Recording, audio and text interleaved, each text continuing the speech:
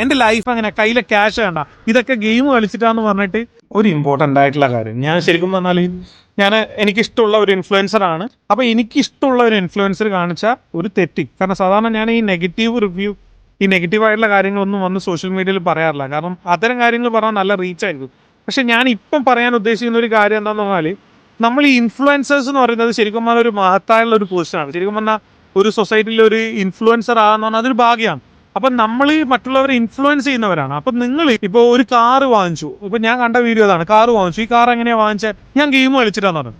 ഗെയിമുമായിട്ട് ഒരു ബന്ധം ഉണ്ടാവില്ല, അങ്ങനെ ഗെയിം കളിച്ചിട്ടാന്ന് പറയും. ഇനി വീട് എടുത്തു, എങ്ങനെയാ വീട് വാങ്ങിച്ചാൽ, എന്റെ ലൈഫ് അങ്ങനെ കയ്യിലെ ക്യാഷ് വേണ്ട, ഇതൊക്കെ ഗെയിം കളിച്ചിട്ടാന്ന് പറഞ്ഞിട്ട് നിങ്ങൾ പലരെയും, ചെറിയ കുട്ടികളാണ്, ഒരു 10ാം ക്ലാസ് കഴിഞ്ഞ അല്ലെ +2 കഴിഞ്ഞ കുട്ടികളെ കയ്യിലെല്ലാം ഇന്ന് ഫോണാണ്.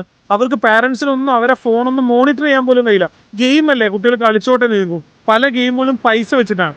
അച്ഛൻ്റെ ക്രെഡിറ്റ് കാർഡ്, അമ്മൻ്റെ ഡെബിറ്റ് കാർഡെല്ലാം ആഡ് ചെയ്തിട്ട് അവർ പേയ്മെൻറ്റ് കാരണം ചെയ്തിട്ട് ഒരുപാട് നഷ്ടത്തിലേക്കും ആത്മഹത്യയുടെ വക്കിൽ വരെ എത്തുന്ന ഒരുപാട് കേസുകളുണ്ട്. അപ്പോൾ എനിക്കൊന്നേ പറയാനുള്ളൂ, നിങ്ങളിപ്പോൾ ഞാനും പല ഇൻഫ്ലുവൻസറിനെ ഫോളോ ചെയ്യുന്ന പോലെ നിങ്ങളും ഫോളോ ചെയ്യുന്നത്. അപ്പോൾ ഇത്തരത്തിലുള്ളവരെ നിങ്ങൾ അവോയ്ഡ് ചെയ്യുക. ഇങ്ങനെ വീഡിയോ ചെയ്യുന്നവരെ ഫോളോ ചെയ്യില്ല എന്ന് പറയാം.